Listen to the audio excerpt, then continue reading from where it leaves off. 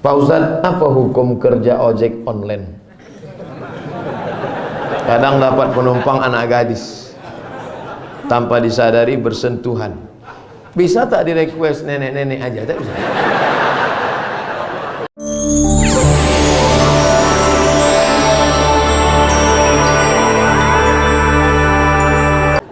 Hebatnya jamaah, tengok. Memang sengaja niat. Ini namanya pertanyaan niat. Diketik, habis itu di print. Cuman ngoyaknya aja agak kasar sedikit.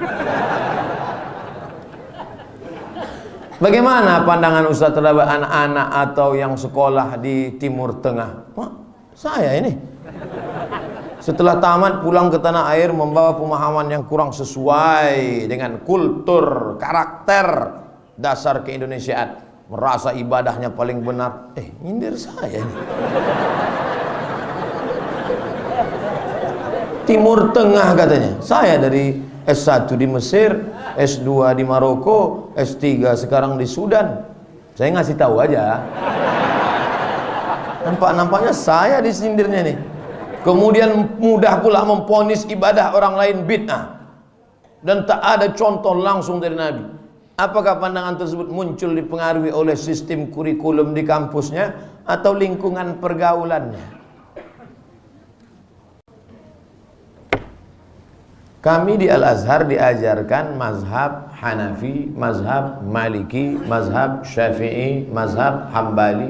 Ada ulama pula yang tidak mengaku bermazhab secara taklid, seperti pendapat Ibnu Taimiyah, Ibnu Qayyim Al-Jauziyah, bahkan pendapat mazhab Zahiri, Daud Az-Zahiri, dikaji semua di Al-Azhar. Makanya yang saya sampaikan selama ini, begini menurut mazhab ini, begini menurut mazhab ini, itu metode di Al-Azhar. Saya mengamalkan ini, tapi saya tidak membid'ahkan yang ini. Kami diajarkan tak boleh membid'ahkan selama ada dalilnya. Walaupun kami tidak mengamalkannya. Menurut mazhab ini boleh, tapi saya pribadi pakai mazhab Syafi'i. Kenapa Ustaz tak mau jadi imam subuh tadi? Jelas-jelas Pak Imam mempersilakan. Mari Pak Ustaz. Beliau ginikan lagi, saya ginikan Pak sekali. Saya sekolah di Maroko, mazhabnya Maliki. Mazhab Maliki tangannya lepas ke bawah. Allahu Akbar. Tidak pakai bismillah. Allahu Akbar. Alhamdulillahi Rabbil Alamin. Ar-Rahmanir Rahim. Maliki Yaumiddin. Mimnya pendek, tak panjang. Karena qiraatnya Warsh. Ghairil maghdubi alaihim waladdallin. Amin. Asy-syaitanu ya'idukumul faqra wa ya'murukum bis-su'i wal fahsya'. Wallahu ya'idukum maghfiratan minhu wa fadla. Wallahu wasi'un 'alim. Rakaat kedua kunutnya sebelum ruku. Kunut mazhab Maliki kunutnya sebelum ruku. Wallahu wasi'un 'alim. Kunutnya tak berbunyi, kunut silent. Allahu Akbar. Andai saya bawa mazhab Maliki tadi jadi imam saya sholat subuh di sini, benar apa salah? Apa pula salah? Kalau salah mazhab Maliki, salahlah sekolah saya, salahlah guru-guru saya, salahlah Imam Malik bin Anas. Kalau saya bawa tadi sholat mazhab Maliki, salahkah sholat saya? Tidak salah, tapi adab dakwah saya salah karena membawa mazhab lain ke tengah masyarakat bermazhab Syafi'i. Saya ulang sekali lagi, salahkah sholat saya? Tidak, tapi adab dakwah saya salah karena membawa mazhab lain ke tengah masyarakat bermazhab Syafi'i, menimbulkan fitnah. Belum selesai sholat, anak-anak muda di belakang udah berbisik, sholat apa ini? Kata kawannya yang di sebelah, tak usah kau tanya, sholat aja kita.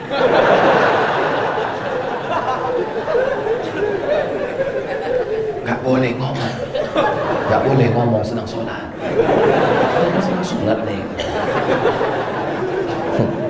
Itulah makanya ada mata pelajaran kami dulu di Al-Azhar namanya Fiqhud Dakwah, fikih dakwah, memahami keadaan dakwah orang lain. Jangan kita pulang bukan menyelesaikan masalah, menimbulkan masalah. Akhirnya balik kita ke kampung, semua di kampung tuh masuk neraka. Akhirnya surga yang dibuat Allah begitu luas, seluas langit dan bumi, isinya cuma 3 aja dia. Ustadz tuh bininya sama mertuanya. Yang lain bapaknya pun masuk neraka, emaknya pun masuk neraka. Emak baca Yasin masuk neraka, bapak tahlil masuk neraka. Kata bapaknya, kata emaknya, rasa-rasa nyesal aku mengandung kau dulu.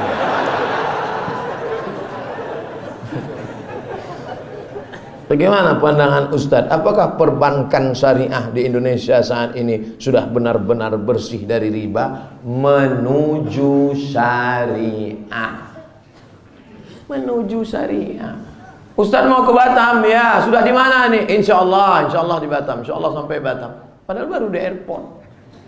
Tapi yang penting sudah berjalan. Apakah kalau kita mati nanti ini selesai syariah ini selesai komplit 100%? Gimana mau selesai kalau kita tidak membantu mensupport ini? Oleh sebab itu maka kita menabung, berinvestasi, pinjam meminjam, mudharabah, murabahah di perbankan syariah. Khususnya kita di Riau Kepri, tentu bank kita duluan, Bank Riau Kepri Syariah.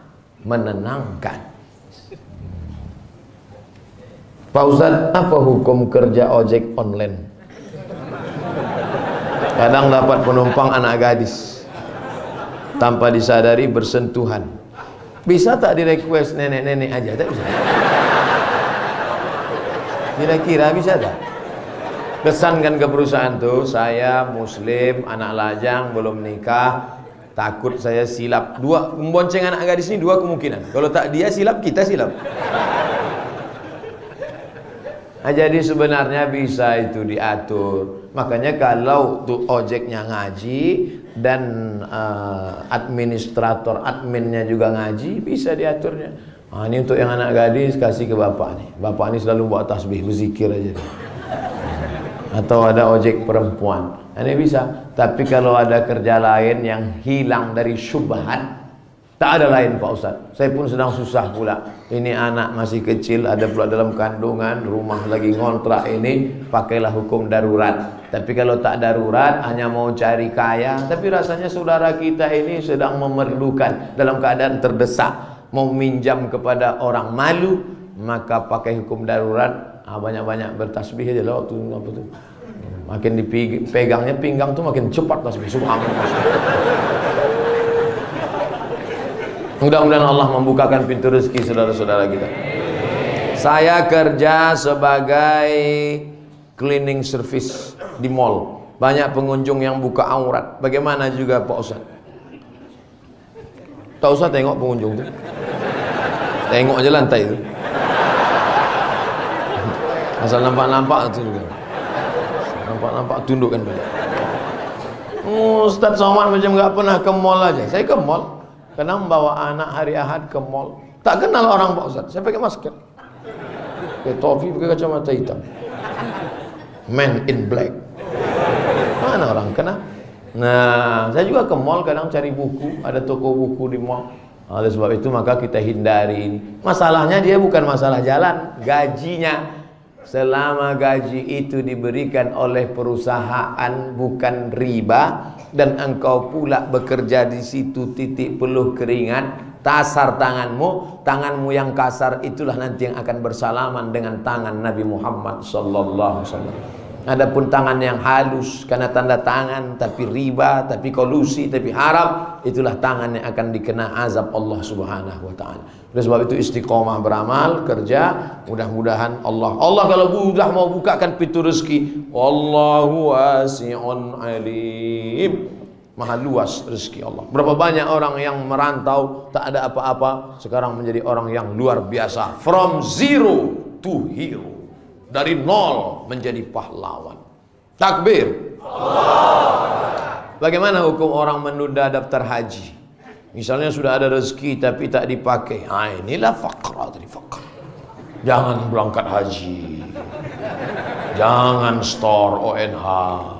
Nanti kau susah. Lawan dia. Setan, aku mau ke bank nih nyetor. Rumah, beli mobil dan sebagainya.